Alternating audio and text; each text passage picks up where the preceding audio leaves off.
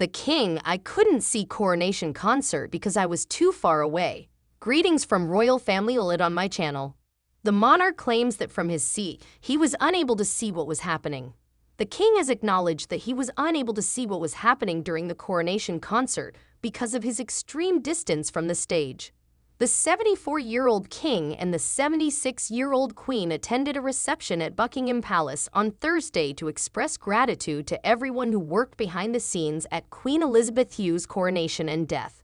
The performance was held at Windsor Castle on May 7, the evening after the coronation, and the Queen took some time to discuss the logistical challenges with the staff from the Royal Borough of Windsor and Maidenhead.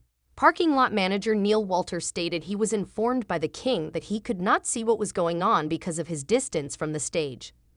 Mr. Walter stated, he mentioned he would like to be closer the next time, or bring his binoculars. The royal box was built as a tiered stand in the back of the concert site, where the king and queen were seated with members of the royal family and VIP guests.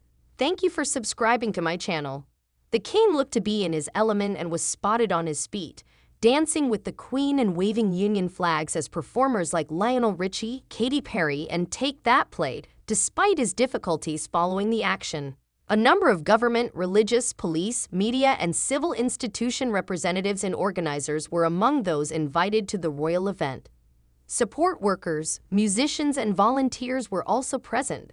The BBC presenter Claire Balding said the king questioned her about her involvement during the coronation procession to and from Westminster Abbey and Buckingham Palace.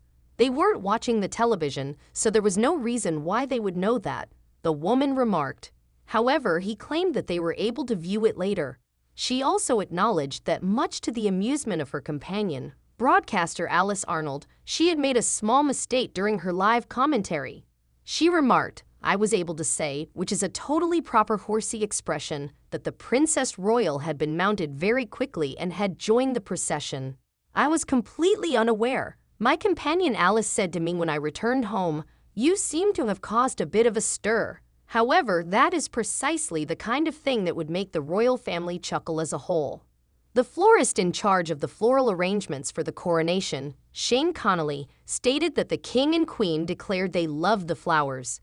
They treasured each and every stem, and it meant a great deal to them because it came from British gardeners and producers, he said. Really humble. One of the 12 composers hired to make music for the coronation, Debbie Wiseman, stated, we had to do it in the utmost secrecy. Knowing that the Queen was well and that we would have to sign these non-disclosure agreements, the BBC Concert Orchestra and I entered the studio to record the music for our late Queen's funeral. It was an extremely bizarre experience, but it was also a great honor. Everything about the coronation included the King so much. I wrote the music for a gospel choir, and that's what he wanted. His goal was for it to be the greatest musical performance he could make. And it really did accomplish that, my goodness. The Sergeant-at-Arms of the House of Commons, Ugbana Oyet, is in charge of ceremonial events at the chamber and assisted in planning the Queen's state funeral at Westminster Hall. The Queen was laying in state at Westminster Hall, where I spent a great deal of time, he remarked. People from St. Stephen's Hall came in at the top, and their faces were filled with awe. Their jaws dropped and they paused.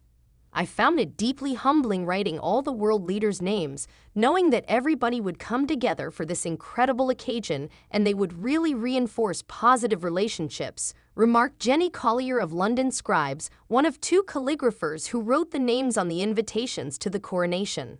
The moment Prince Louis disappears from King Charles C.